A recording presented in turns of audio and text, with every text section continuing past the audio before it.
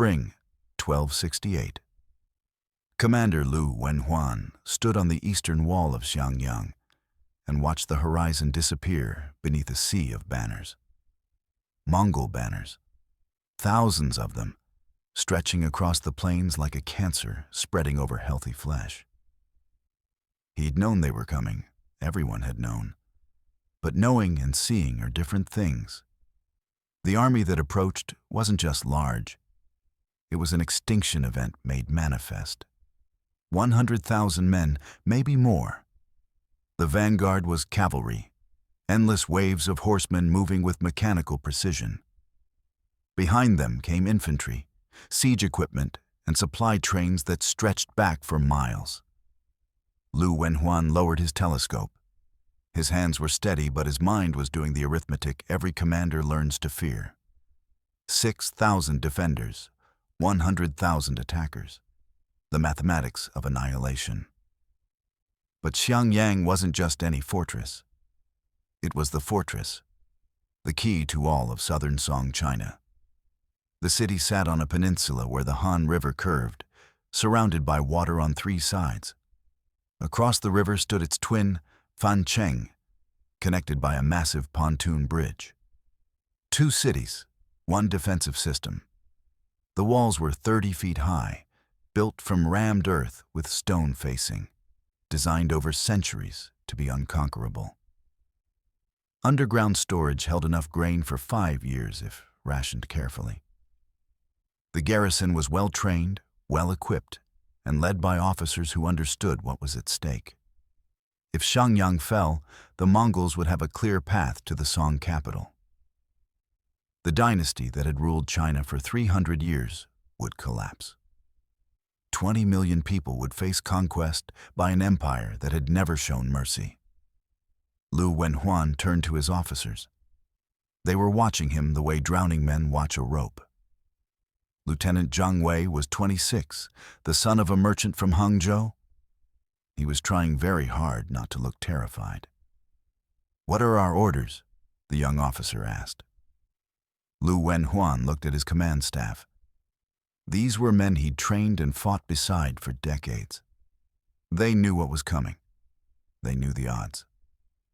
"We hold," he said quietly. "We hold until the emperor sends relief. And if relief doesn't come, we hold anyway." He walked to the edge of the wall and looked down at the city below. 40,000 civilians lived in Xiangyang. Families, children, elderly, refugees who'd fled from territories the Mongols had already conquered. They'd come here because Xiangyang was supposed to be safe. "Commander, should we negotiate?" Zhang Wei asked. "The Mongols might offer terms." Lü Wenhuan shook his head. He'd read the reports. He knew what the Mongols did to cities that resisted. He knew about the pyramids of skulls, the mass executions, the entire population sold into slavery. "There's nothing to negotiate," he said. "They want this fortress. We won't give it to them. So we're going to teach them what it costs to fight engineers who know their craft." The Mongol army reached the edge of the river and stopped. 100,000 men waiting, 6,000 souls refusing to break. The siege was about to begin. To understand what Lü Wenhuan faced, you need to understand what the Mongol Empire had become by 1268. This wasn't some confederation of nomadic tribes. This was the most sophisticated military power the world had ever seen. An empire that stretched from Korea to Hungary, from the frozen wastes of Siberia to the deserts of Persia, the largest contiguous land empire in human history, and it had been built in less than 70 years. At its head sat Kublai Khan, grandson of Genghis Khan. He'd been fighting to conquer China for 15 years and hadn't stopped winning. Every fortress that stood in his path had fallen. Every army that opposed him had been destroyed. 1211, the Mongols were nothing, scattered tribes on the steppes. 1215, Genghis Khan unified them. 1218, they invaded China. 1219, they destroyed the Khwarezmian Empire. 1223, they conquered the Jin dynasty. 1237, they invaded Europe. Poland fell, Hungary fell. They reached the gates of Vienna before turning back. Not because they were stopped, but because their Khan had died and they needed to elect a new one. 1258, they destroyed the Abbasid Caliphate. Baghdad, the greatest city in the Islamic world, was burned to ash. Estimates suggest 800,000 people died in a single week. By 1268, the Mongols had conquered everyone they'd seriously fought. There was no second place. You submitted or you died. But they didn't conquer through numbers alone. They conquered through innovation. Their composite bows could shoot arrows 300 yards with armor-piercing force. Their cavalry could cover 100 miles in a day and fight fresh at the end of it. Their intelligence networks were legendary. They knew enemy troop movements before the enemy commanders did. They understood logistics better than any civilization before them. They could coordinate armies separated by thousands of miles, and they used psychological warfare like a scalpel. They let survivors of conquered cities escape north deliberately, spreading tales of Mongol atrocities. Cities that heard these stories often surrendered without fighting. The Mongols didn't just attack cities. They systematically dismantled them. Surround, isolate, bombard, assault. They'd refined the formula across 2 continents. It worked everywhere. Except it hadn't worked on Song China. The Song dynasty still held the south, protected by rivers, mountains, and a military technology the Mongols hadn't encountered before. Gunpowder. Song China had cannons, fire lances, bombs, rockets. They had fortifications designed by engineers who'd spent centuries perfecting defensive architecture. They had a professional army supported by advanced logistics and a sophisticated economy. Kublai Khan had spent 15, that's years trying to break the Song. He'd won battles, he'd taken territory. But he couldn't land the killing blow because one fortress stood between him and total victory. Xiangyang. The city controlled the Han River, the main artery into Song territory. It was the gateway to the Song heartland. While Xiangyang stood, Kublai couldn't advance. His supply lines would be vulnerable. His armies would be surrounded. So he'd brought 100,000 men to solve the problem, the largest siege force he'd ever assembled. Enough soldiers to bury Xiangyang in bodies if necessary. In 1268, the Mongol Empire had never lost a siege. They'd taken cities that were supposed to be impregnable. They'd starved out garrisons that thought they could wait forever. Xiangyang was about to become the exception, or prove that even genius has its limits. Lü Wenhuan was born in 1229 in a village outside Xiangyang. He wasn't nobility. His father was a minor official, a man who kept tax records and owned a small house and not much else. Lü grew up during wartime. The Mongols had already conquered northern China. Refugees poured south with stories of burning cities and mass graves. Young boys in Xiangyang learned to fight because the frontier was always dangerous. When he was 17, Mongol raiders swept through his village. They came at dawn, killing anyone who resisted, dragging young people away in chains. Lü's father tried to fight. A Mongol arrow took him through the throat. Lü and his mother hid in a grain cellar while their house burned above them. They survived. His father didn't. Their village didn't. He walked to the nearest army garrison the next morning and enlisted. He was 18 years old, half-starved, and filled with the kind of cold purpose that doesn't fade with time. Lü rose through ranks not because of connections, but because he was competent. He learned tactics by studying ancient military texts, by analyzing battles, by making mistakes and surviving them. He learned to lead by earning respect, not demanding it. By his 40s, he was a senior officer in the Song border forces. He'd fought in dozens of engagements against Mongol raiders, skirmishes in the hills, ambushes, night raids. The brutal, grinding warfare of the frontier where survival was measured in days.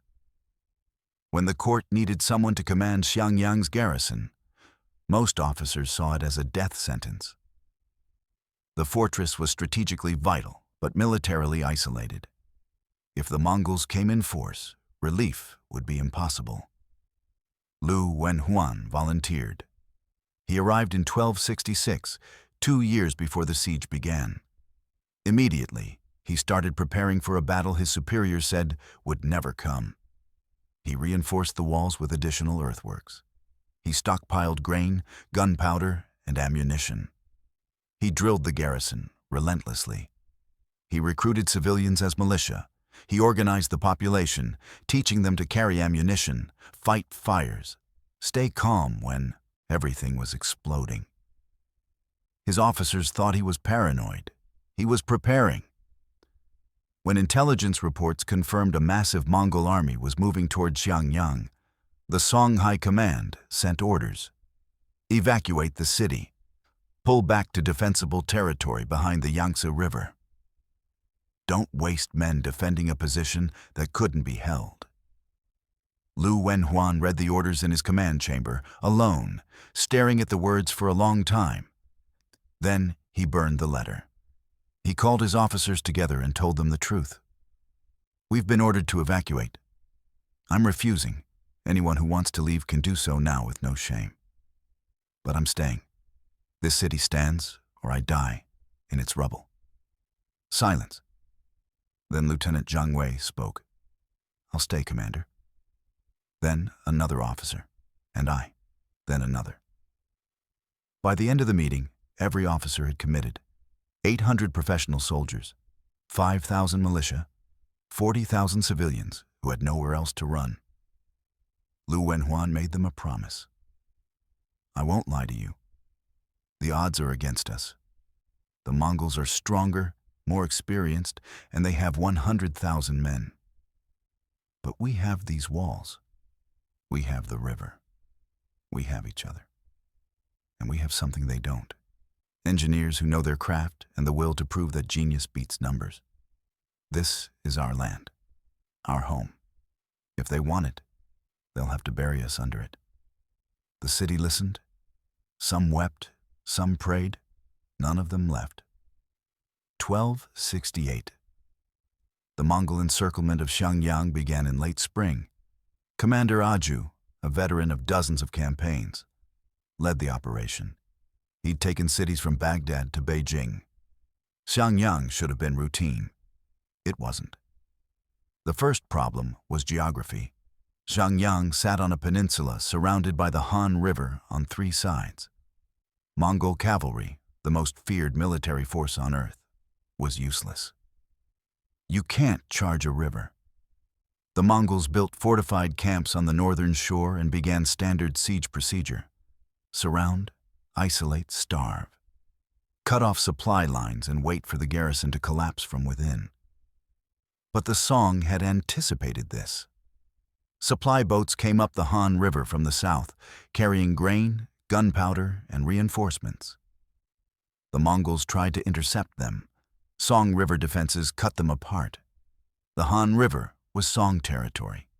They'd spent decades fortifying it, developing a specialized river navy, installing underwater obstacles and chains that could tear the bottom out of boats. Mongol soldiers who'd conquered half the world had no experience with naval warfare. Zhu watched supply boats sail past his positions and realized this siege would be longer than planned. In autumn, he ordered the first assault. 5,000 Mongols attacked the eastern wall at dawn. They brought scaling ladders, siege towers, and absolute confidence. The Song defenders opened fire from 30 feet above. Cannons loaded with grape shot turned the first wave into a massacre. Fire lances, early flamethrowers, sprayed burning liquid into packed assault columns. Bombs made from cast iron, filled with gunpowder and shrapnel, exploded among the attackers. The Mongols had never seen weapons like this. Gunpowder had been used in China for warfare since the 11th century. The Song had refined it into an art. When Mongol soldiers reached the base of the walls, Song defenders poured boiling water down on them. Women organized into support crews hauled cauldrons to the battlements. The screaming was audible across the river. The assault lasted 4 hours. When it ended, 700 Mongol soldiers lay dead at the base of Xiangyang's walls. The garrison had lost 19 men. Aju called off further attacks. Direct assault was suicide. Over the next months, the Mongols tried mining operations. Song counterminers detected and collapsed every tunnel. They tried bombardment. Song walls absorbed the impacts. They tried starvation. Supply boats kept coming. By winter, 1268, the siege had lasted 6 months. Xiangyang showed no signs of weakening. Inside the walls, morale was high. The defenders had proven they could hold. Lü Wenhuan walked the walls every evening, inspecting defenses, speaking with soldiers and civilians. He saw families who'd found purpose in the defense. Elderly men sharpening weapons, women organizing supply distribution, children too young to fight, but old enough to help. The city had become an organism. Every person vital, every task meaningful. Commander Jiang Wei found him on the eastern wall one night, looking out at Mongol campfires dotting the landscape. "How long can we maintain this?" the younger officer asked. Lü Wenhuan smiled slightly.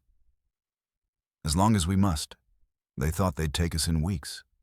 We've held 6 months. Every day we stand is a victory."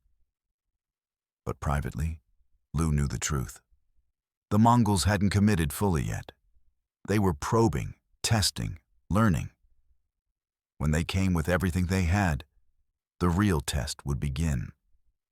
Across the river, in the Mongol command tent, Aju was writing dispatches to Kublai Khan. The fortress was stronger than anticipated. The garrison was well led. Casualties were mounting. But he wasn't worried. Not yet. The Mongols had time, and they'd never failed to take a city they wanted. Year 1 ended with Xiangyang still standing. The defenders had won the first round. 4 more years of hell awaited them. Inside the walls of Xiangyang lived 40,000 people who'd become soldiers, whether they'd chosen to or not. This is their story. Lady Fan was 38, the widow of a Song cavalry officer who died fighting Mongols 10 years earlier. She'd raised 2 daughters alone, managing a small estate outside the city. When the siege began, she moved her family inside the walls and volunteered her services. Lü Wenhuan had been skeptical at first. Women in Chinese society, even Song society, weren't typically combatants. But Lady Fan had a gift for organization that bordered on genius. She formed the women, the Maison, of Xiangyang into disciplined support units. Not fighters, not initially, but the backbone of everything that made fighting possible. They managed food distribution, ensuring 40,000 people ate on strict rations without hoarding or waste. They ran the hospitals, treating wounded soldiers with herbs, bandages made from silk, and techniques passed down through generations. They maintained morale, organized children, kept the city functioning when every man of fighting age was on the walls. Lady Fan reported directly to Lü Wenhuan, and he listened to her. When she suggested women could do more than support work, that they could carry ammunition under fire, haul water to extinguish fires started by Mongol incendiaries, even help defend breaches if the walls were taken, he agreed. The women of Xiangyang became combatants. Not all of them, not the elderly or those with small children, but hundreds volunteered. They trained with weapons they'd never held. They prepared for a kind of warfare their grandmothers couldn't have imagined. Then there was Zhang Gui, 15 years old when the siege began, the son of refugees from the north. His father had been killed by Mongols when Zhang was 7. His mother had walked 300 miles to reach Xiangyang carrying her son on her back. Zhang Gui had grown up in the shadow of Mongol conquest. He'd seen things no child should see: burned villages, mass graves, the hollow eyes of survivors. When the siege began, he was too young to be a soldier. But he volunteered as a messenger, sprinting between wall sections carrying orders, updates, and requests for reinforcements. It was deadly work. Mongol archers targeted anyone moving on the walls. Zhang Gui survived through speed and luck. He became famous in the garrison. Soldiers would see him running past under arrow fire and place bets on whether he'd make it. He always did. The Buddhist monks of Xiangyang's Longzhong Temple converted their monastery into a field hospital. Abbot Mingde, 63 years old, had been a soldier before taking vows. He understood war. He understood suffering. The monastery's great hall filled with wounded men. Monks who'd spent their lives in prayer now spent their days holding down screaming soldiers while infected wounds were cauterized. They learned battlefield medicine through necessity. They prayed for the dying and buried the dead. Abbot Mingde walked the wards every night, speaking quietly with wounded men, offering what comfort he could. He'd seen violence before, but this was different. This was systematic, industrial. The Mongols weren't just conquering territory. They were erasing resistance through sheer brutality. These were the people defending Xiangyang, not legendary warriors, not heroes from ancient stories. Ordinary people thrust into extraordinary circumstances. A widow organizing women into military units. A teenage boy dodging arrows to deliver messages. Buddhist monks learning to amputate limbs to save lives. They fought because they had no choice, because surrender meant enslavement or death, because someone had to stand. Year 1 became year 2. The siege continued, and the people of Xiangyang proved that courage isn't the absence of fear. It's continuing despite fear because the alternative is unacceptable. 1269. The siege entered its 2nd year. Commander Aju had learned his lesson. Direct assault was too costly. Mining didn't work. The Song defenses were too sophisticated. So he changed tactics. If he couldn't break the walls, he'd starve the city into submission. The problem was the Han River. Supply boats continued reaching Xiangyang from the south, carrying grain and ammunition. Mongol attempts to intercept them had failed repeatedly. Song River defenses were too strong. Aju ordered a massive engineering project. Build fortified positions along both banks of the Han River. Install chains across the water to block boats. Create a complete blockade. Thousands of Mongol soldiers spent months constructing river forts. They sank chains between defensive positions, creating barriers that could stop vessels. They built watchtowers to spot incoming supply convoys. The Song responded with innovation.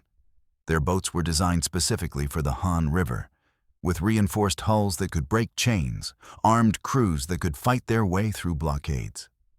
Naval battles became a regular occurrence.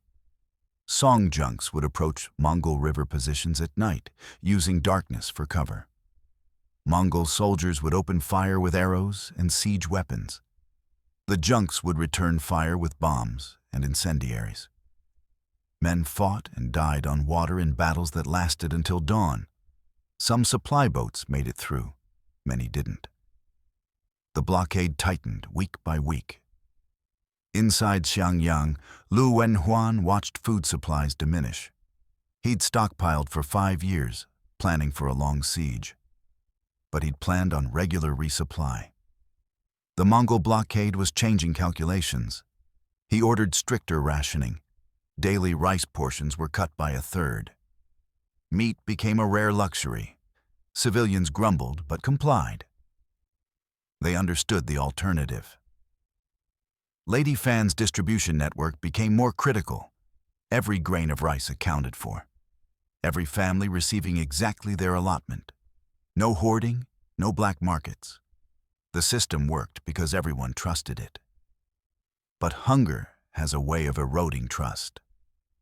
By late 1269, tensions were rising. Families with children wanted larger rations. The elderly offered to eat less so soldiers could eat more. Arguments broke out in food lines. Lü Wenhuan addressed the city from the main gate. His voice carried across the courtyard. We're hungry. I'm hungry. My officers are hungry. But we're alive. And as long as we're alive, we can fight. The Mongols are trying to break us without fighting because they've learned they can't break us with fighting. Don't give them what they couldn't take by force. The speech helped. Morale stabilized. But everyone knew the mathematics. Food supplies wouldn't last forever. On the walls, defenders watched Mongol soldiers in their camps. The enemy had unlimited supplies. Fresh food arrived daily from the countryside they'd conquered. Mongol soldiers ate well while Song defenders grew thin. It was psychological warfare. Make the besieged watch their enemies feast while they starved. Break morale through contrast. Zhang Wei asked Lü Wenhuan the question everyone was thinking. How long can we last if resupply stops completely? 2 years, Lü said quietly. Maybe 3 if we cut rations further. But people will start dying from malnutrition long before then. So we hope the emperor sends relief. We hope. But we don't depend on hope. Year 2 ended with Xiangyang still standing but weakening. The Mongol blockade was working. Slowly, inexorably, starvation was accomplishing what assault could not. In his command chamber, Lü Wenhuan studied maps and supply charts. He did arithmetic he didn't want to do. Projected starvation dates, calculated how long before civilians started dying. The fortress that seemed impregnable was beginning to crack, not from without, but from within. Xiangyang and Fancheng, 2 cities separated by the Han River, connected by a massive pontoon bridge, functioning as a single defensive system. Understanding this design is essential to understanding why the siege lasted so long and how it eventually ended.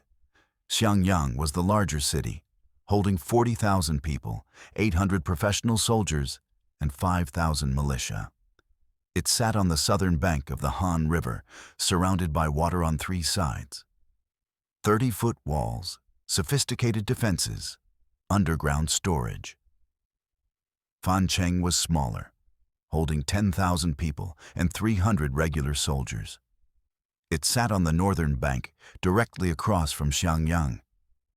Less fortified, but still formidable.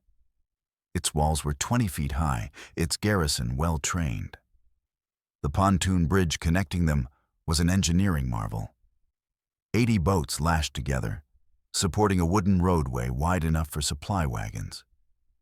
The bridge could be dismantled quickly if enemy forces tried to cross it.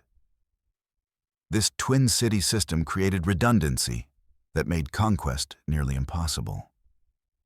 If Mongols attacked Xiangyang, Fancheng's artillery could provide supporting fire across the river.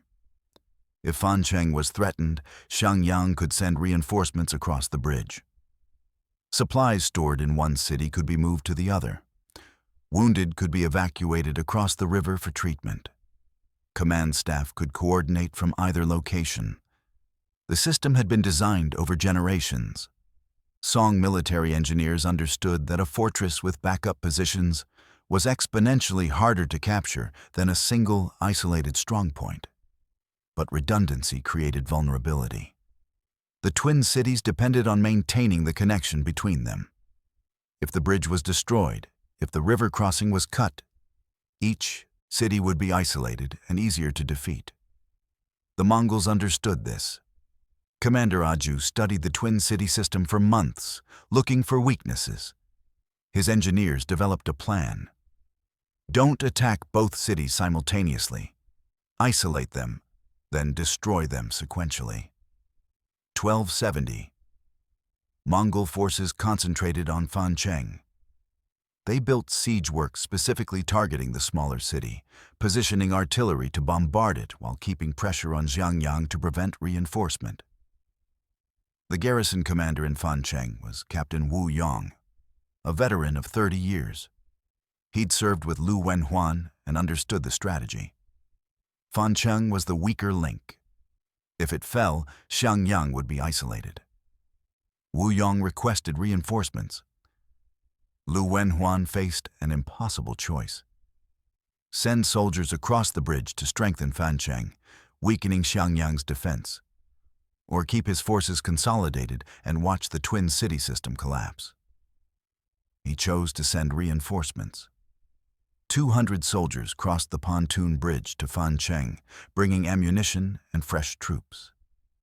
It was a calculated risk based on the belief that both cities had to stand for either to survive. The decision bought time. Fancheng's defense strengthened.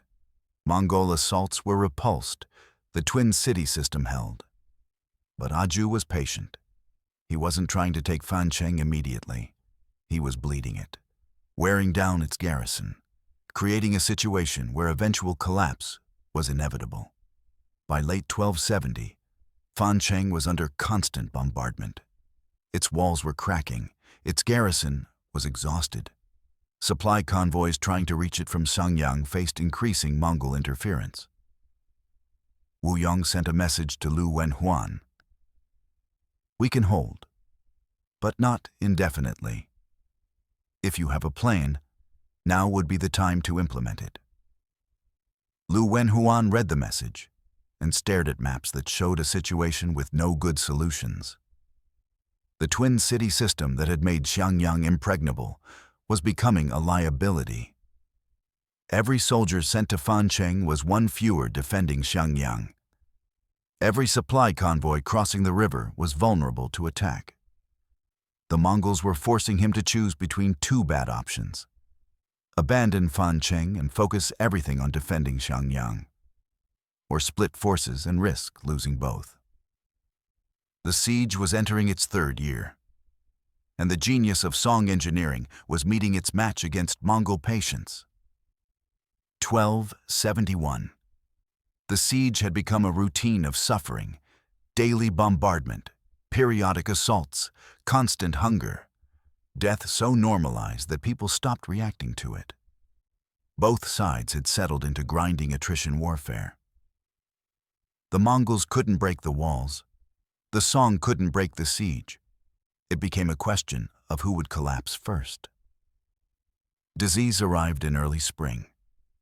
Typhoid swept through Xiangyang's cramped quarters, where 40,000 people lived in spaces designed for 30,000. The illness spread through contaminated water, poor sanitation, weakened immune systems. People began dying not from Mongol weapons, but from fever and dysentery. The hospitals overflowed. Buddhist monks worked without sleep, treating patients in hallways, courtyards, anywhere space could be found. Lady Fan organized quarantine procedures, isolating the sick from healthy populations. It helped slow the spread, but couldn't stop it. By summer, 2,000 civilians had died from disease. More deaths than 3 years of combat had caused. The same plague hit the Mongol camp. Tens of thousands of soldiers living in close quarters, drinking from rivers contaminated by corpses. Typhoid killed without regard for military superiority. Aju lost 5,000 men to disease. Not in battle, not heroically, but shivering in tents, drowning in their own fluids, buried in mass graves dug by soldiers who knew they might be next. Both sides evacuated corpses outside their positions. The land between Xiangyang's walls and Mongol siege lines became a corpse field. Thousands of bodies, Chinese and Mongol, left to rot because neither side had resources to properly bury them. The smell was unbearable.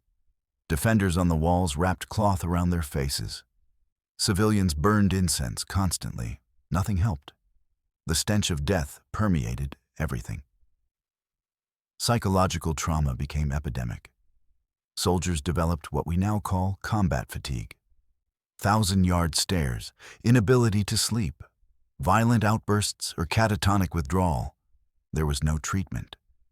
Men simply broke and either recovered or didn't. Zhang Gui, now 17, had survived 3 years as a messenger. He'd seen friends killed beside him. He'd carried dying men off walls. He'd become numb to horror because the alternative was madness. Abbot Mingde noticed soldiers coming to the monastery not for medical treatment, but for something else. They'd sit silently in the temple, staring at nothing. The monks recognized trauma. They provided what comfort they could. Quiet space, no judgment. Someone who'd listen if the soldier wanted to talk. Many didn't want to talk. They just needed to be somewhere death wasn't immediate. Lü Wenhuan maintained discipline through personal example. He ate the same reduced rations as common soldiers. He slept on the walls during assaults. He was visible constantly, a calm presence in chaos. But privately, he was breaking. 3 years of command under impossible circumstances. 3 years of making decisions that sent men to death. 3 years of watching civilians suffer because of strategic choices he'd made. His hair had gone completely gray. He'd lost 30 pounds. His hands trembled when he thought no one was watching.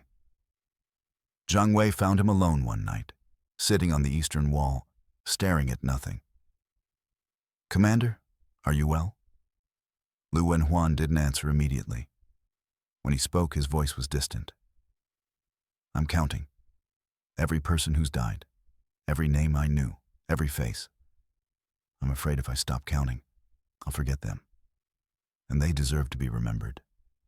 The siege was entering year 4. Both sides had lost thousands. The Mongols had lost more in absolute numbers. But percentage-wise, Xiangyang was dying. The mathematics that every commander fears were approaching their conclusion. A fortress can only hold as long as people remain alive to defend it. Let's talk about why Xiangyang held for so long. It wasn't luck. It wasn't just courage. It was engineering genius accumulated over centuries. Song Dynasty China was arguably the most technologically advanced civilization on Earth in the 13th century. While Europe was building stone castles, China was developing sophisticated military architecture based on mathematics and material science. Xiangyang's walls weren't just stone. They were composite structures. Rammed earth cores compacted so densely that projectiles couldn't penetrate deeply. Stone facing that absorbed impact. Multiple defensive layers that created redundancy. When a Mongol projectile hit Xiangyang's walls, the kinetic energy dispersed through the layered construction.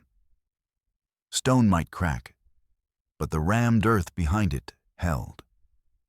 Repairs could be made quickly by packing damaged sections with new earth. European stone walls could be shattered by bombardment. Chinese composite walls absorbed punishment that would destroy medieval European fortifications. Then there were the weapons. Gunpowder had been invented in China during the 9th century. By the 13th century, Song engineers had weaponized it into an art form. Fire lances were essentially flamethrowers, bamboo tubes filled with gunpowder and projectiles. When ignited, they sprayed burning material and shrapnel 40 feet, devastating against packed assault columns. Bombs came in multiple varieties. Thunder crash bombs were cast iron spheres filled with gunpowder and metal fragments. When detonated, they exploded like modern grenades. Heaven-shaking thunder bombs were larger versions that could kill dozens of men in the blast radius. Fire arrows weren't just arrows on fire. They were rocket-propelled incendiaries that could set siege equipment ablaze from 200 yards away. The Song had cannons, primitive by later standards, but terrifying to enemies who'd never seen them. Bronze tubes that fired stone projectiles or clusters of smaller shot. The noise alone was psychologically devastating. Song engineering extended underground. Xiangyang had sophisticated water management systems that provided clean drinking water even during siege. Aqueducts brought water from springs outside the city into underground cisterns. The population had access to fresh water while besiegers drank from contaminated rivers. Storage facilities were built into the city's foundations. Enormous underground chambers held grain in sealed ceramic jars that prevented spoilage. These weren't improvised. They'd been planned generations earlier by engineers who understood sieges could last years. Defensive architecture incorporated fields of fire that maximized defender advantage. Wall angles were calculated so that archers could cover every approach. Killing zones were engineered into the design. Attackers faced overlapping fire from multiple directions. The Song understood something that wouldn't be formally theorized for centuries. Defense has inherent advantages over offense when terrain and engineering are optimized. Attackers must expose themselves. Defenders fight from prepared positions. Xiangyang embodied 4 centuries of Chinese military engineering refinement. It was designed by people who'd studied every siege in Chinese history and incorporated every lesson learned. The Mongols were fighting not just a garrison, but accumulated civilization knowledge. Every wall they attacked had been designed to stop attacks exactly like theirs. Every defensive position had been calculated for maximum effectiveness. For 3 years, Song engineering held. Mongol experience and numbers couldn't overcome the advantage of fighting from positions designed over centuries to be unconquerable. But engineering has limits. Materials wear out, supplies run low, people die. And the Mongols were about to introduce an innovation that Song engineers hadn't anticipated. A weapon designed not in China, but in Persia. A technology transfer that would change the balance of the siege and ultimately determine its outcome. The genius of Song engineering was about to meet something it couldn't stop. 1271 became 1272. The siege entered its 4th year. Kublai Khan sat in his palace in Khanbalik, the city that would become Beijing, and confronted a problem that threatened his legitimacy. 4 years. 4 years, and Xiangyang still stood. He'd committed 100,000 troops. He'd lost tens of thousands to combat and disease. He'd spent a fortune on supplies, siege equipment, and military operations. And one fortress refused to fall. The political situation was becoming critical. Kublai had declared himself emperor of the Yuan dynasty in 1271. Claiming the mandate of heaven to rule all China. But he didn't rule all China. The Song dynasty still controlled the south. While Xiangyang stood, his claim was incomplete. His legitimacy was questioned. Rival Mongol Khans suggested he was weak, that Genghis Khan's grandson couldn't conquer a single Chinese city. His generals told him the truth. Xiangyang might be impossible. The Song defenses were too sophisticated, the garrison too well led, casualties too high. Perhaps it was time to accept stalemate and consolidate control over already conquered territories. Kublai refused. He understood that empires are built on perception as much as military power. If he abandoned Xiangyang, every other Song fortress would know the Mongols could be outlasted. The entire southern campaign would collapse. He had to take Xiangyang, whatever the cost.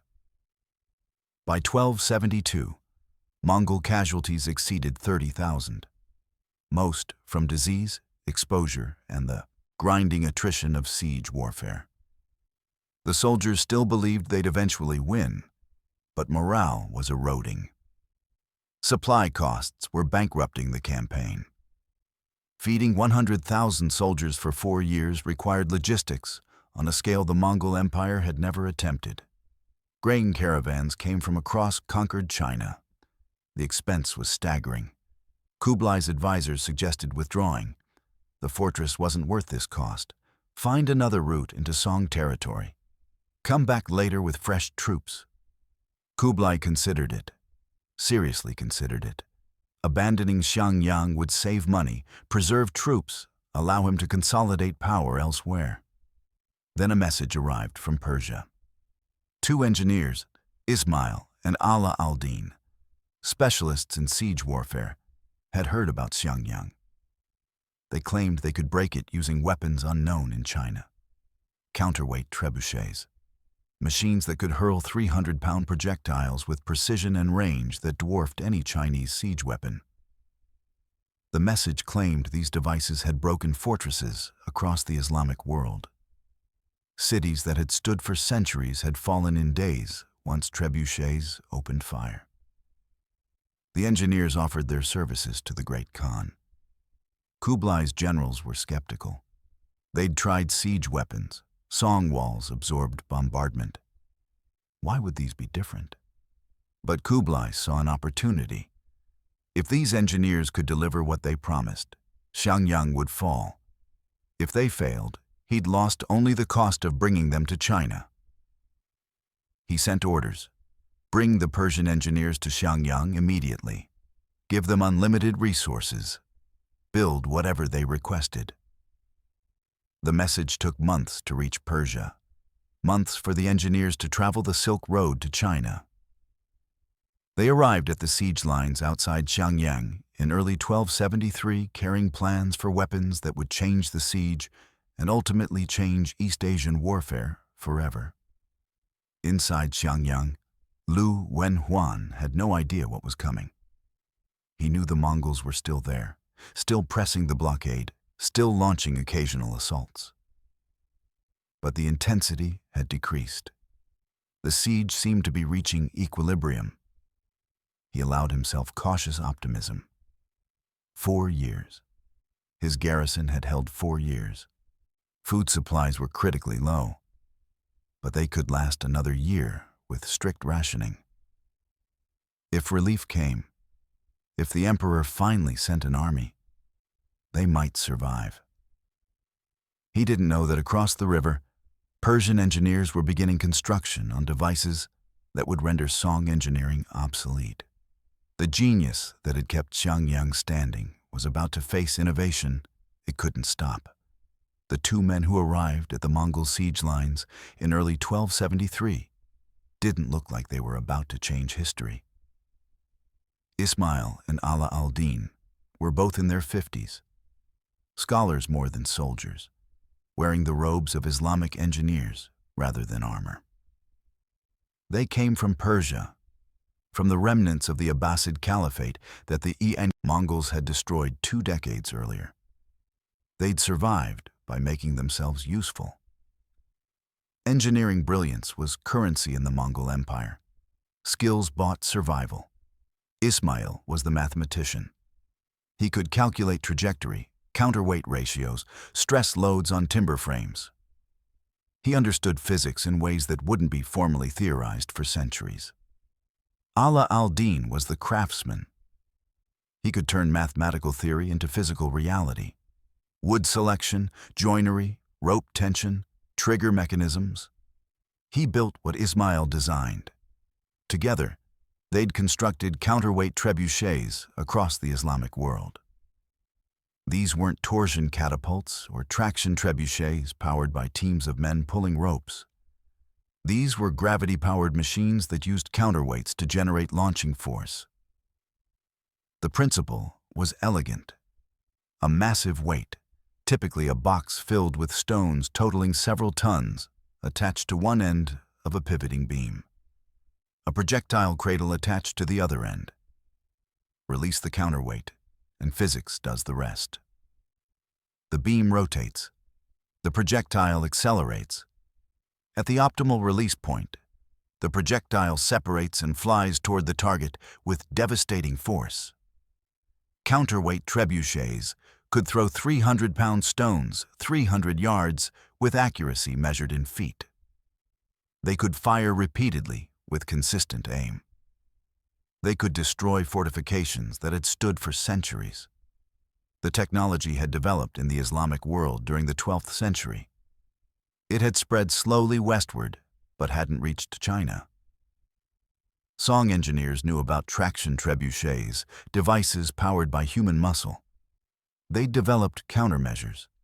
They'd never seen counterweight trebuchets. They had no countermeasures. Commander Aju met the Persian engineers with skepticism. He'd been besieging Xiangyang for 4 years. He'd tried everything. Why would these foreigners succeed where his experienced siege masters had failed? Ismail explained with mathematical precision. Your trebuchets are human-powered. Their force is limited by human strength. Our machines use gravity, which is unlimited. We can throw projectiles 3 times heavier at twice the distance with 10 times the accuracy. The Jew remained unconvinced. Show me. The engineers requested materials. Timber for the frame, preferably hardwood beams 40 feet long. Iron fittings for joints, several tons of stone for counterweights. Teams of workers, and 3 months for construction. Kublai Khan had authorized unlimited resources. Aju provided everything requested. Construction began on the northern shore of the Han River, within sight of Xiangyang. Song observers watched with confusion. The Mongols were building wooden structures that didn't resemble any siege weapon they'd seen. Lady Fan asked Lü Wenhuan what the Mongols were constructing. He studied the distant framework through his telescope and admitted he didn't know. The structures were enormous. Timber frames rising 40 feet high, massive counterweight boxes suspended from pivoting beams. Engineering on a scale that seemed excessive for their apparent purpose. It took 3 months. 3 months of construction while the siege continued at reduced intensity. The Mongols seemed to be waiting for something. In early summer, 1273, the first counterweight trebuchet was completed.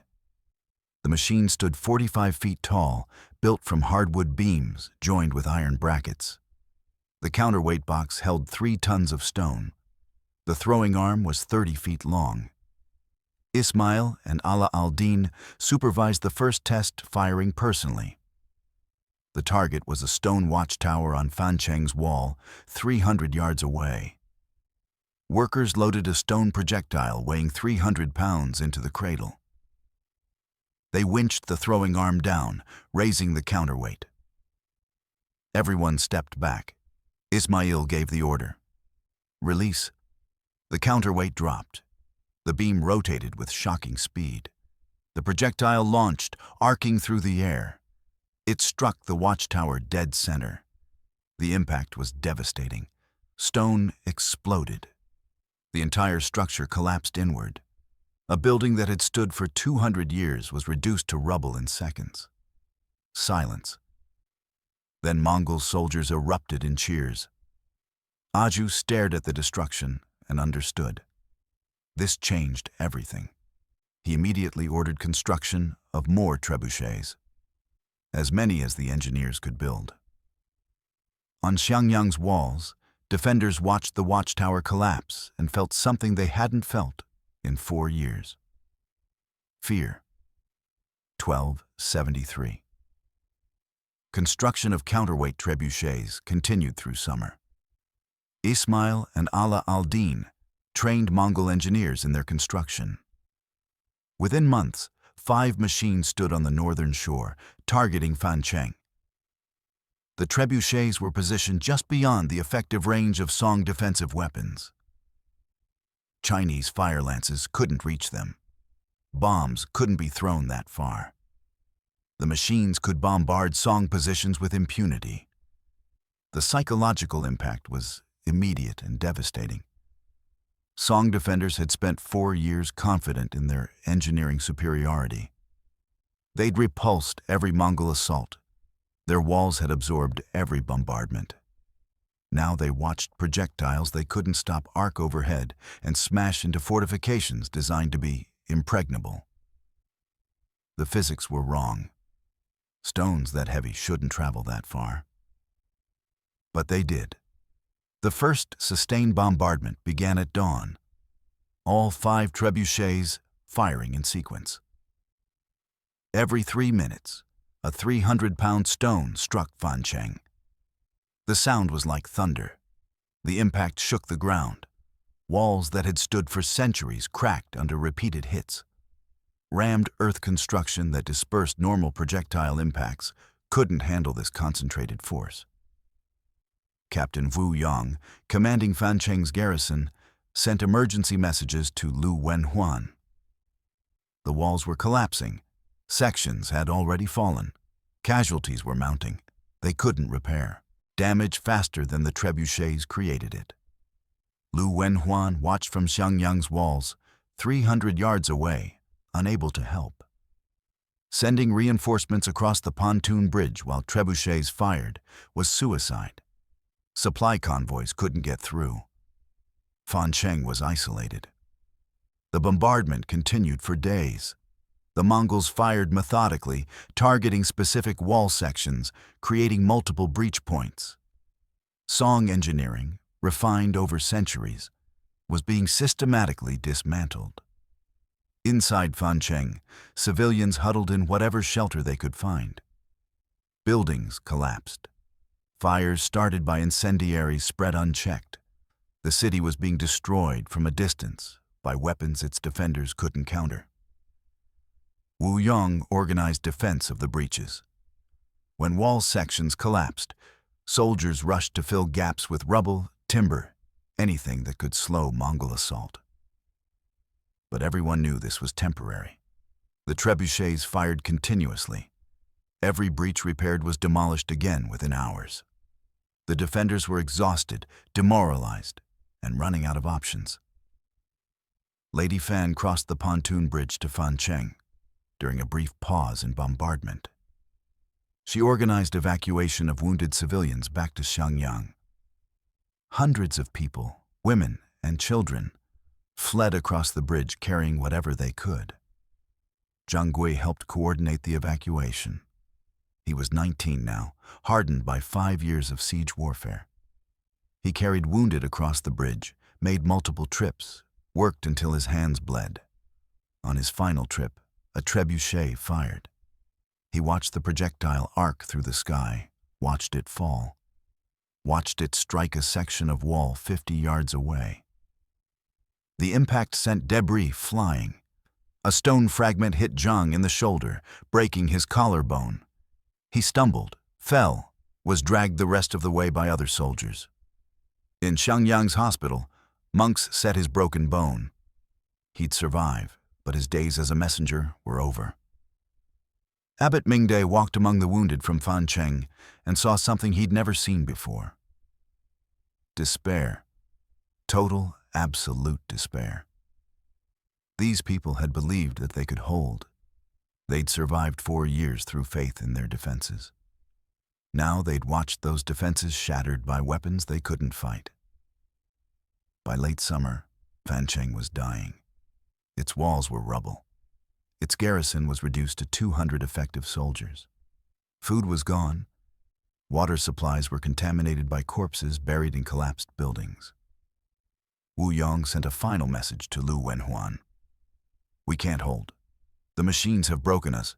If you have orders, send them now." Lü Wenhuan stared at the message for a long time. Fancheng was lost. The twin city system that had made Xiangyang impregnable was breaking. Soon the trebuchets would turn toward his city, and he had no counter to them. Song engineering genius had met its match.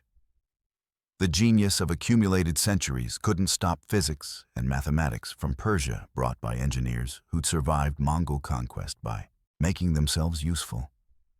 Autumn 1273. The counterweight trebuchets had reduced Fancheng to ruins. Multiple breaches opened in the walls. Buildings collapsed. The city was unsalvageable. Commander Aju made his decision.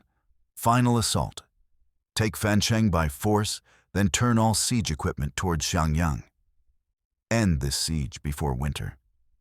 At dawn, the trebuchets fired for 2 hours continuously, every machine targeting remaining wall sections.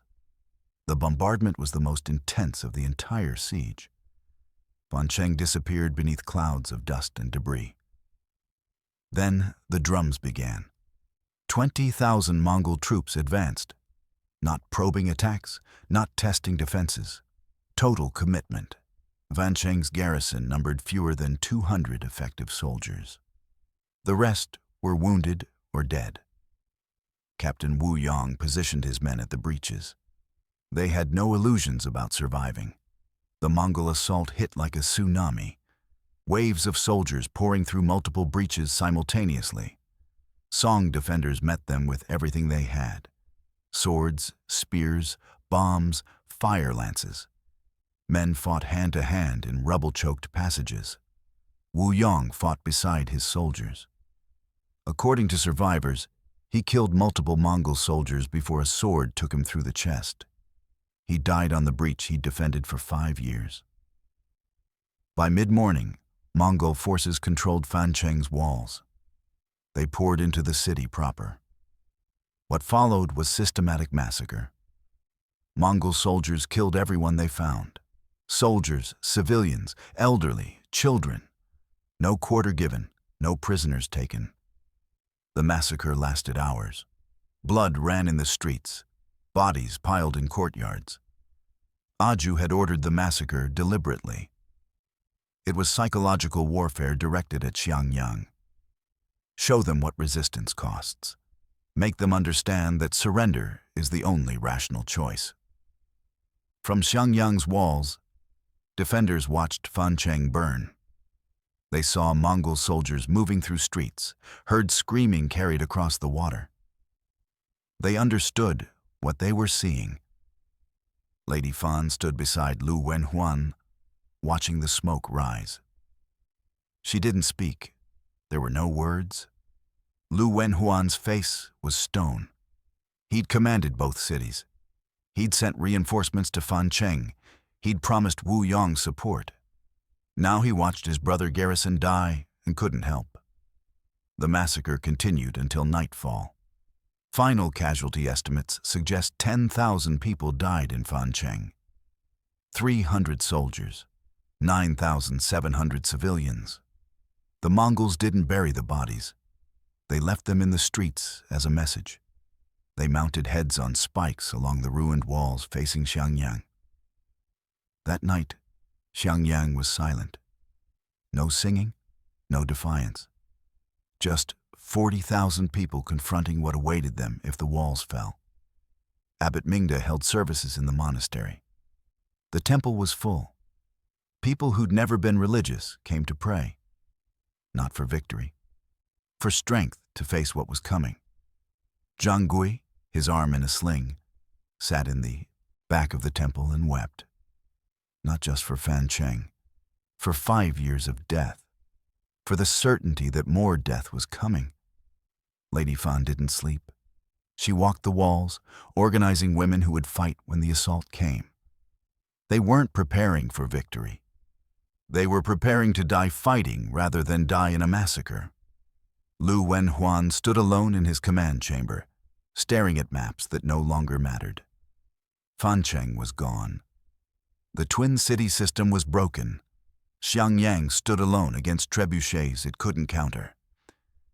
He'd prepared for 5 years. He'd done everything right. He'd led brilliantly. His garrison had held longer than any fortress in Mongol siege history. And it hadn't been enough. The next morning, the trebuchets turned toward Xiangyang. Ismail and Ala al-Din supervised the repositioning. 5 massive machines, now targeting the last obstacle between the Mongols and total conquest of China. The bombardment began, 300-pound stones arcing through the sky, striking walls that had stood 5 years of siege. Cracks appeared, sections collapsed. Song engineering, genius accumulated over centuries, met weapons it couldn't stop.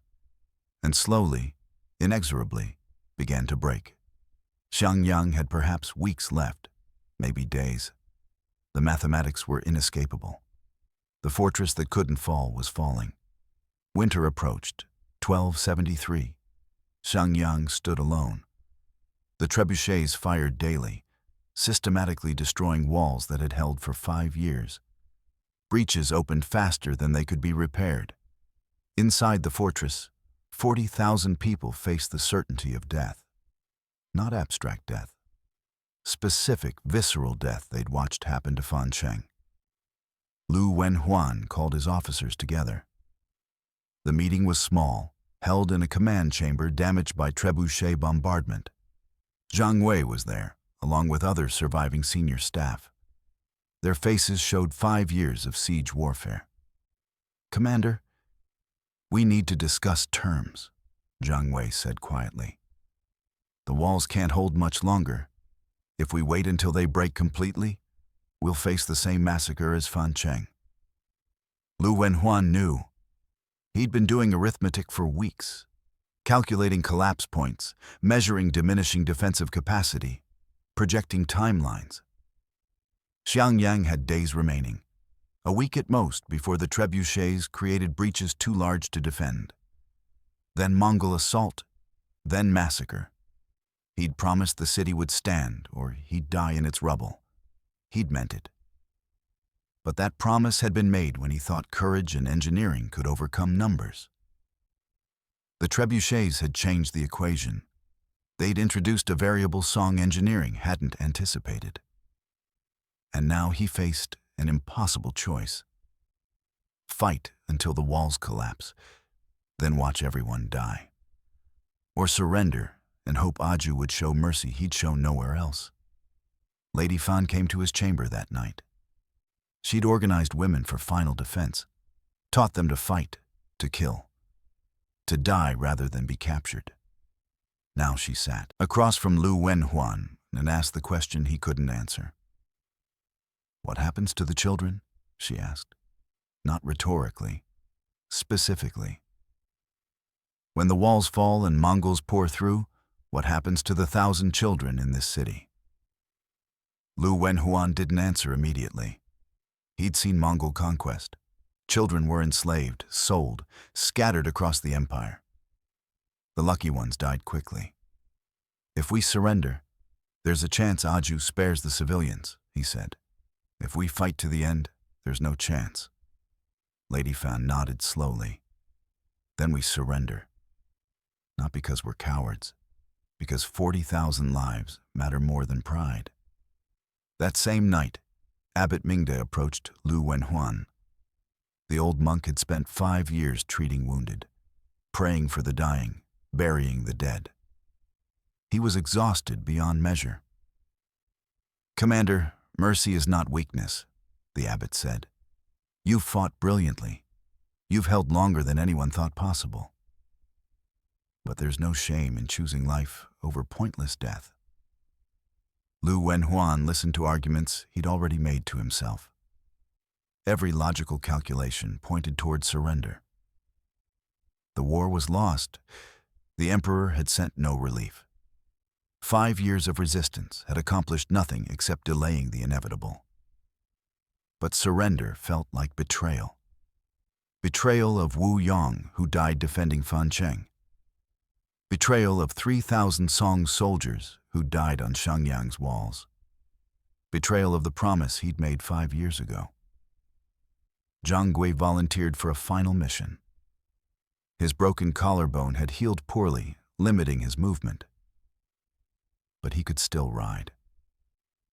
He wanted to attempt breaking through Mongol lines, reaching the Song capital, begging the emperor for relief forces. Lü Wenhuan refused. It was suicide. The boy would die on the attempt. And even if he somehow reached the capital, no help was coming. The emperor had made that clear through 5 years of silence. Zhang Gui argued. Someone had to try. They couldn't surrender without exhausting every option. Lü Wenhuan looked at this young man who'd spent his teenage years running messages under arrow fire. Who'd survived 5 years when survival should have been impossible. Who still believed courage mattered. "No," Lü Wenhuan said. "You've done enough. If anyone carries guilt from this siege, it's me, not you." The decision was made not in a moment of drama, but through slow, grinding acknowledgement of mathematics. The walls couldn't hold. Relief wasn't coming. Continued resistance meant certain massacre. On a cold morning in late autumn, Lü Wenhuan sent a message to Commander Aju. Xiangyang would negotiate surrender terms. The negotiations took place on neutral ground, a tent erected between Xiangyang's walls and Mongol siege lines. Lü Wenhuan represented the Song. Commander Aju represented the Mongols. They sat across from each other, two men who'd spent 5 years trying to kill each other, now discussing terms of capitulation. Lü Wenhuan stated his conditions. All civilians to be spared, not enslaved or massacred. Soldiers to be allowed to leave with weapons under guarantee of safe passage. The city itself to be left intact, not burned or destroyed. Aju listened without expression. He had no obligation to grant any concessions. His trebuchets would breach the walls within days. He could take Xiangyang by force and massacre everyone inside. But Aju was a practical man. Assaulting through breaches would cost thousands more Mongol casualties. The garrison, even reduced and exhausted, would fight desperately if offered no alternative to death. And Kublai Khan needed Xiangyang intact. The city would become his forward base for conquering the rest of Song China. A burned, destroyed city was strategically useless. Aju made a counteroffer. Civilians would be spared and allowed to leave. Soldiers would surrender weapons and be taken into Mongol service or allowed to return to Song territory. The city would be occupied, but not destroyed. But Lü Wenhuan himself would formally surrender to Kublai Khan, acknowledging Mongol victory and Yuan dynasty legitimacy.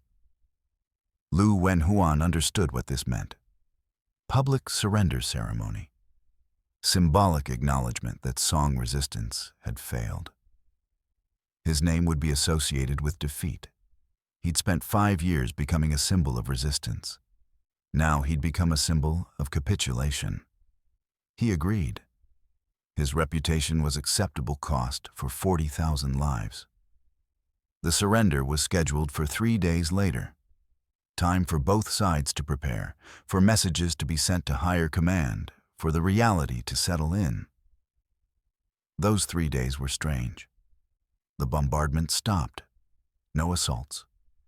An eerie peace descended on a battlefield that had known only violence for 5 years. Inside Xiangyang, people packed belongings, prepared to evacuate, tried to process that they'd survived. The relief was overwhelming and complicated by guilt. They'd lived while Fan Cheng had died. Lady Fan organized evacuation logistics. 40,000 people couldn't leave simultaneously. It would take days. Food would be needed for the journey. Medical care for those too injured to walk. She worked with characteristic efficiency, turning chaos into ordered process. But at night, alone, she wept. For Wu Yong and the Fancheng garrison. For 5 years of suffering. For victory that felt like defeat. Zhang Gui didn't know what to feel. He'd spent his entire adult life under siege. He'd known nothing but war since age 15. Now it was ending not with triumph, but capitulation. Abbot Mingde held services every evening. The temple overflowed. People needed to make meaning from survival. The monks offered what comfort they could. Sometimes surviving is enough. Sometimes living to fight another day is the only victory possible. Lü Wenhuan spent those 3 days walking the walls one final time. He touched stones he'd reinforced. He stood at breaches his soldiers had defended. He visited the mass graves outside the city where 3,000 Song soldiers lay buried. He'd promised these walls would stand or he'd die in their rubble. The walls had stood for 5 years, longer than anyone thought possible. But promises made before trebuchets arrived carried different weight after. On the morning of the surrender, Lü Wenhuan dressed in his formal armor, not for battle, but for ceremony. He walked to Xiangyang's main gate, accompanied by his officers. The gates opened. For the first time in 5 years, they opened not to repel assault, but to admit conquest. Mongol soldiers entered, not slaughtering, not burning, simply occupying. Commander Aju entered and formally accepted Xiangyang's surrender. Lü Wenhuan bowed. The fortress that couldn't fall had fallen, not to assault, not to siege, but to mathematics and engineering from Persia. Genius had limits, and they'd found them. The formal surrender occurred on a cold morning. Lü Wenhuan stood before Kublai Khan in the Mongol command pavilion, surrounded by senior officers from both sides. The ceremony was designed for humiliation, public acknowledgement of defeat. But Kublai Khan surprised him. The Mongol emperor showed respect. He'd studied Xiangyang's defense. He understood what 5 years of resistance meant. This wasn't a fortress that had folded under pressure. This was a garrison that had fought brilliantly against impossible odds. "You defended well," Kublai said. "Better than any commander I've faced. Your engineering was genius, your courage unquestionable. You held longer than any city in the empire's history." Lü Wenhuan didn't respond. What could he say? He'd lost, but Kublai wasn't finished. "I offer you service in my army. Command position, honor restored. You've proven your capability. The Yuan dynasty needs officers of your quality." It was a generous offer. In Mongol tradition, capable enemies who surrendered were often given positions of honor. Their skills were valuable. Ethnic identity mattered less than competence. Lü Wenhuan considered service in the army that had destroyed his country, command under the emperor who'd conquered China, betrayal of everything he'd fought for, or pragmatic acceptance of new reality. He accepted, not because he wanted to, but because he had 40,000 civilians to protect. His service would guarantee their safety. His continued resistance would accomplish nothing. The Mongol occupation of Xiangyang was relatively peaceful. Aju enforced strict discipline. No looting, no mass violence. Civilians were allowed to leave with possessions. Soldiers who wished to return to Song territory were permitted safe passage. Thousands chose to leave. They walked south, carrying what they could, refugees, again, but alive. Lady Fan led a group of 200 women and children. She'd survived 5 years by organizing people. Now she'd organize survival in Song territory. She never saw Lü Wenhuan again. In later years, she wrote a memoir of the siege. She described him as a man who made impossible choices with grace and bore guilt that wasn't his to carry. Zhang Gui left with the refugees. His shoulder had healed incorrectly. He'd never regained full range of motion. But he was alive. At 20 years old, he'd survived 5 years of siege warfare that killed thousands. He eventually became a scholar, writing the most detailed account of Xiangyang's siege. His chronicle remains the primary historical source. In it, he wrote that surviving felt like betrayal, that leaving felt like abandoning the dead. That guilt doesn't care about logic. Abbot Mingde stayed in Xiangyang. The monastery remained, and wounded still needed care. Mongol or Chinese, suffering didn't discriminate. He treated injured Mongol soldiers with the same care he'd given Song defenders. When asked why, he said that compassion doesn't end when wars end. That healing is always the right work. Lü Wenhuan served in the Yuan dynasty military for years. He commanded forces that conquered remaining Song territory. He was present at battles that ended the Song dynasty permanently. According to records, he never spoke about Xiangyang, never discussed the siege, never acknowledged the 5 years that defined his life. He died in 1294, 21 years after the surrender. He was 72 years old. He'd lived long enough to see the Song dynasty end completely, to see the Yuan dynasty consolidate power, to see everything he'd fought for erased. His grave marker mentioned his service to the Yuan dynasty. It didn't mention Xiangyang. But history remembered. The fortress that held 5 years against 100,000 Mongols. The garrison that proved engineering genius could delay the inevitable. The commander who chose mercy over pride and lived with that choice for 2 decades. The surrender of Xiangyang wasn't the end of the story. It was the beginning of the end for Song China. The domino that held the line had finally fallen, and the rest would fall much faster. Let's talk about what 5 years of siege cost. Not strategically, not politically, but in human terms that matter more than maps and empire borders. Final casualty estimates are imprecise. Record-keeping during siege warfare is difficult. But historians have compiled reasonable numbers from multiple sources. Mongol casualties exceeded 40,000 over 5 years. Most died from disease. Typhoid, dysentery, cholera. Thousands more from combat, mining operations, assault attempts. The siege cost the Mongol Empire a full field army. Chinese military casualties numbered around 4,000. 800 professional soldiers died. 3,000 militia killed. Remarkably low compared to Mongol losses, testament to defensive advantage and Song engineering.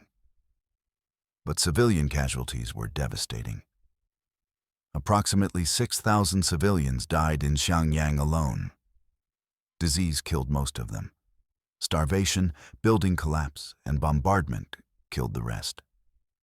Fancheng lost 9,000 civilians in the massacre. 15,000 total civilian deaths. People who weren't soldiers, who hadn't chosen military service, who died because their city was strategically important. Lady Fan's memoir includes names. She listed every woman she personally knew who died during the siege. The list runs 3 pages. Mothers, daughters, elderly women, children. Each name a story ended. Zhang Gui's chronicle includes casualty statistics he compiled obsessively. He interviewed survivors, counted mass graves, calculated death rates. The numbers haunted him for decades. One passage reads, "We speak of great sieges and legendary defenses. We forget that every number represents someone who woke that morning, not knowing they'd be dead by evening." The psychological casualties are harder to quantify. Modern historians recognize PTSD symptoms in survivor accounts. Nightmares, hypervigilance, emotional numbness, survivor's guilt. Many defenders couldn't readjust to peacetime life. Soldiers who'd spent 5 years under constant threat found civilian existence incomprehensible. Some became monks, seeking peace in religious communities. Some became bandits, unable to stop fighting. Some simply disappeared into remote areas. Abbot Mingde wrote about treating what we'd now call combat trauma. Soldiers who couldn't sleep without weapons nearby. Women who panicked at loud noises. Children who stopped speaking after watching their parents die. He had no formal treatment beyond compassion and time. Some healed. Many didn't. The siege destroyed families. Children were orphaned, spouses widowed. Entire family lines ended. The social fabric that held communities together tore under 5 years of constant trauma. Economic cost was staggering. Xiangyang's economy collapsed. 5 years of siege destroyed trade, agriculture, and infrastructure. The city that had been prosperous was reduced to ruins. The Mongols spent a fortune prosecuting the siege. Estimates suggest the 5-year campaign cost more than conquering entire provinces. Kublai Khan nearly bankrupted his treasury to take one fortress. Was it worth it? Strategically, yes. Xiangyang's fall opened the route to Song China's heartland. Within 3 years, the dynasty collapsed. The siege was the key that unlocked total conquest. But measured in human suffering? 55,000 people died. Tens of thousands more were permanently traumatized. Countless lives destroyed for strategic objectives that mattered to emperors, but not to farmers and merchants trying to survive. Lü Wenhuan spent 20 years carrying the weight of every death. He'd made decisions that sent men to die. He'd held the fortress when surrender would have saved thousands. He'd surrendered when continued resistance might have meant more. There were no good choices, only less terrible ones. And living with those choices was its own kind of siege. The human cost of Xiangyang wasn't measured in casualty statistics. It was measured in the nightmares of survivors, the orphaned children, the mass graves, the lives that continued but were never whole again. That's what 5 years of genius engineering cost. That's the price of legendary defense. With Xiangyang captured, the Song dynasty's defensive line collapsed. The fortress had been the cork in the bottle. For 5 years, it had blocked Mongol advance into Song heartland. Now the path was open. Kublai Khan wasted no time. Within weeks of Xiangyang's surrender, Mongol armies pushed south. They used Xiangyang exactly as intended, a forward base for operations deep into Song territory. The counterweight trebuchets that broke Xiangyang were transported to every remaining Song fortress. These weapons, previously unknown in East Asia, revolutionized siege warfare overnight. City after city fell. Fortresses that might have held months collapsed in days. Song engineering, genius accumulated over centuries, couldn't counter weapons it hadn't anticipated. Eju fell in 3 weeks. Walls that had never been breached crumbled under trebuchet bombardment. The garrison surrendered rather than face Fancheng's fate. Guangzhou fell in 2 weeks. Jiangkang, the Song regional capital, fell in 6 weeks.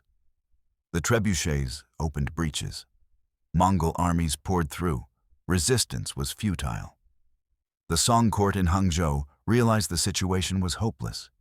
Emperor Gong was 5 years old. His advisors argued about strategy while the empire burned. Some advocated continued resistance. Others suggested negotiating terms. But there was nothing to negotiate. Kublai Khan wanted complete conquest, not negotiated peace. The Yuan dynasty would rule all China, or the war would continue until it did. By 1276, 3 years after Xiangyang fell, the Song dynasty controlled only a handful of coastal cities. The imperial court evacuated from Hangzhou to Canton, then to an island offshore. The end came in 1279. The Song fleet made its last stand at the Battle of Yamen. The Mongol navy, something that hadn't existed a decade earlier, destroyed the Song fleet. Emperor Bing, 8 years old, drowned when his ship went down. The Song dynasty, which had ruled China for 319 years, ended. The Yuan dynasty, ruled by Mongols of Kublai Khan, controlled China from Korea to Tibet. The tributes that broke Xiangyang had changed warfare across East Asia. Chinese, Korean, and Japanese kingdoms all scrambled to develop countermeasures. Castle design evolved. Walls became thicker, lower, designed to absorb rather than resist projectile impacts. Military theory changed. Engineers realized that static defense against advanced siege weapons was unsustainable. Mobile warfare, rapid response, became preferred strategy. The technology transfer worked both ways. Song gunpowder weapons, captured at Xiangyang, spread throughout the Mongol Empire. Fire lances appeared in Central Asia. Bombs showed up in Persia. Chinese military technology diffused west, while Islamic siege technology diffused east. The Mongol Empire became a highway for technological exchange. Weapons, tactics, engineering knowledge flowed between civilizations that had rarely communicated before. Historians debate whether Xiangyang's fall was inevitable. Could Song China have held longer? Could different strategy have changed the outcome? Most conclude that the trebuchets were decisive. Without them, Xiangyang might have held indefinitely. Song engineering was simply too sophisticated for conventional siege weapons to overcome. But the trebuchets were mathematical and physics-based innovations that any sufficiently advanced engineering culture could develop. If Persia had them, China would eventually develop them too. The question wasn't whether Song China would fall, but when and how. Xiangyang answered both questions. The fortress that held 5 years proved that genius engineering could delay conquest. But it also proved that delay isn't victory. That eventually, innovation overcomes even brilliant defense. 50 years after Xiangyang fell, Chinese engineers had developed their own counterweight trebuchets. They improved the design, making them more efficient and accurate. They used them against Mongol forces when the Yuan dynasty began collapsing. The weapons that ended the Song dynasty eventually contributed to ending the dynasty that replaced it. Technology doesn't care about politics. Xiangyang's fall was the domino that toppled everything after it. Not because the fortress itself was so important, but because it held the line just long enough for everyone to believe the line could hold forever. When it fell, that belief died, and with it, the Song dynasty. The counterweight trebuchet deserves its own chapter because this weapon fundamentally changed how wars were fought in East Asia for the next 2 centuries. Before Xiangyang, siege warfare was relatively balanced. Fortresses designed by competent engineers could withstand siege indefinitely if properly supplied. Attackers needed overwhelming numerical superiority, months of effort, and luck to succeed. The trebuchet destroyed that balance. Suddenly, walls that had stood for centuries could be demolished in days. Fortifications designed over generations were obsolete overnight. The physics were elegant and devastating. A counterweight, typically a wooden box filled with several tons of stone or earth, attached to one end of a massive wooden beam. The beam pivoted on an axle, a sling holding the projectile attached to the other end. Release the counterweight. Gravity does the work. The beam rotates with tremendous force. At the optimal angle, the sling releases the projectile, which flies toward the target with devastating accuracy. The largest trebuchets could throw 300-pound stones 300 yards. But effective range was longer. Projectiles could reach targets 400 yards away, well beyond the range of defensive weapons in the 13th century. Accuracy was the real innovation. Previous siege weapons had limited precision. Trebuchets, properly calibrated, could hit the same spot repeatedly. Engineers would target specific wall sections, pounding them with projectile after projectile until they collapsed. The mathematics behind trebuchets weren't formally understood in the 13th century. Engineers worked through trial and error, developing empirical understanding of leverage, counterweight ratios, and release points. But they were applying physics principles that wouldn't be theorized for another 400 years. Ismail and Ala al-Din didn't invent counterweight trebuchets. The technology existed in the Islamic world for decades before Xiangyang. But they perfected it, systematized construction, and transmitted the knowledge to the Mongol Empire. That transmission changed history. Within a decade, trebuchets appeared everywhere Mongol armies fought. Korea, Japan, Southeast Asia, Central Asia. The weapon spread through conquest and observation. Chinese engineers, after recovering from initial shock, began developing countermeasures. New wall designs featured earthwork glacis that absorbed projectile impacts. Walls became lower and thicker rather than high and thin. Defensive architecture evolved to counter the new threat. But adaptation took time. Entire generations of fortifications were obsolete before replacements could be built. The military advantage trebuchets provided lasted decades. The weapon also democratized siege warfare. Previous siege tactics required enormous armies, specialized equipment, and months of effort. Trebuchets could be built by relatively small teams in weeks using available materials. A force of 10,000 soldiers with 5 trebuchets could accomplish what previously required 50,000 troops and months of siege work.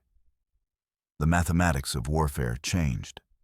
Japanese defenders faced trebuchets during the Mongol invasions of 1274 and 1281.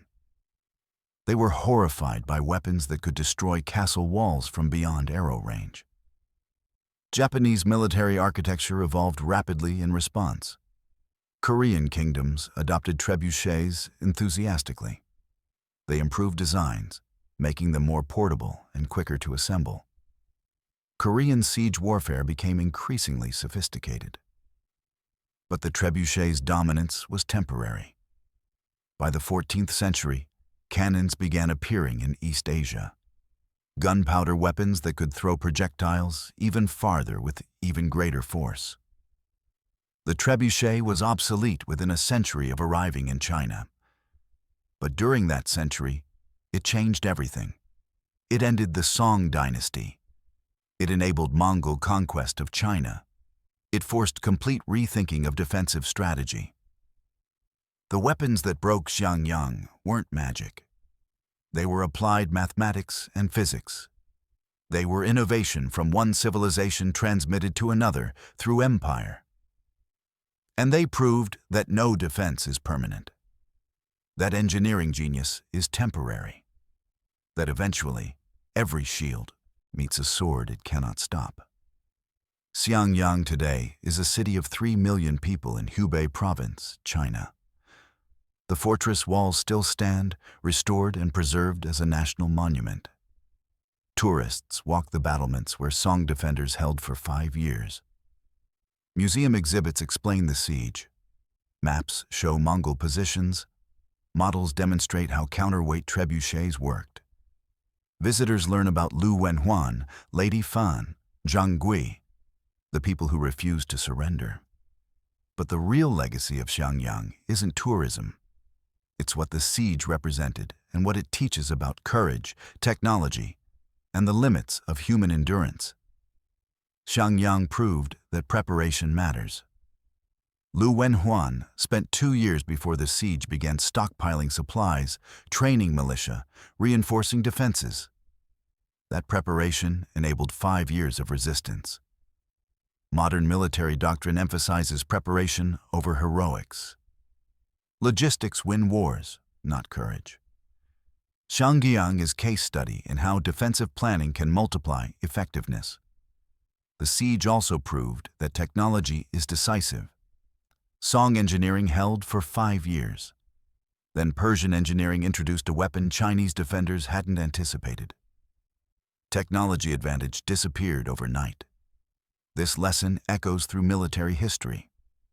The side with better weapons, better tactics, better innovation usually wins regardless of courage or commitment. Technology is equalizer and advantage multiplier. But Xiangyang also taught that genius has limits. 4 centuries of Chinese military engineering couldn't prevent eventual defeat. No matter how brilliant the design, how sophisticated the defense, eventually someone develops a counter. This applies beyond warfare. In business, technology, science, today's innovation is tomorrow's obsolescence. Staying ahead requires constant adaptation. The moment you stop innovating, someone else surpasses you. The ethical question Xiangyang raises remains relevant. Was Lü Wenhuan right to surrender? Should he have fought to the last person, making the Mongols pay maximum price? There's no definitive answer. Military historians argue both positions.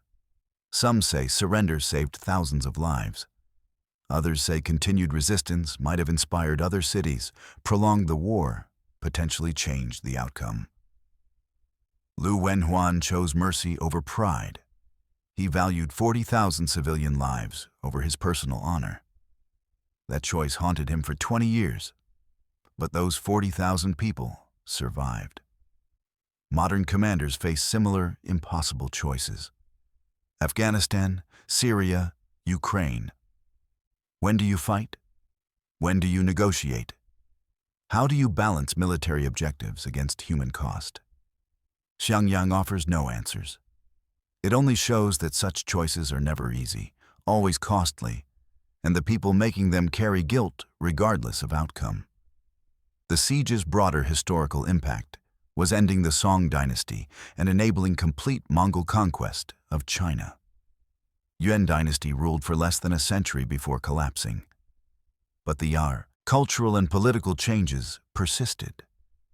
The Mongol Empire connected East and West in unprecedented ways. Technology, ideas, diseases flowed between civilizations. The Black Death that devastated Europe in the 14th century traveled along Mongol trade routes established after conquering China. Xiangyang was one battle in that larger story. A fortress that held 5 years, fell, and changed the trajectory of world history. What should we remember about Xiangyang? That ordinary people facing extraordinary circumstances can accomplish incredible things. That genius and courage can delay, but not permanently prevent determined opposition. That the human spirit, when pushed to its limit, reveals both remarkable strength and inevitable fragility. 2,000 souls held off 100,000 for 5 years.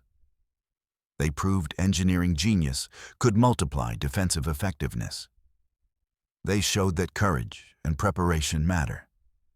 They demonstrated that even brilliant resistance eventually meets its match. In 1268, Lü Wenhuan watched the Mongol Empire arrive and decided to stand. For 5 years, he kept that promise. When he finally surrendered, he did so to save lives, not from cowardice. That's legacy worth remembering. Not the defeat, but the defense. Not the surrender, but the stand. Not that Xiangyang fell, but that it held 5 years when it should have fallen in weeks. History remembers those who stand when standing seems impossible. Xiangyang stood, and 7.5 centuries later, we're still telling their story.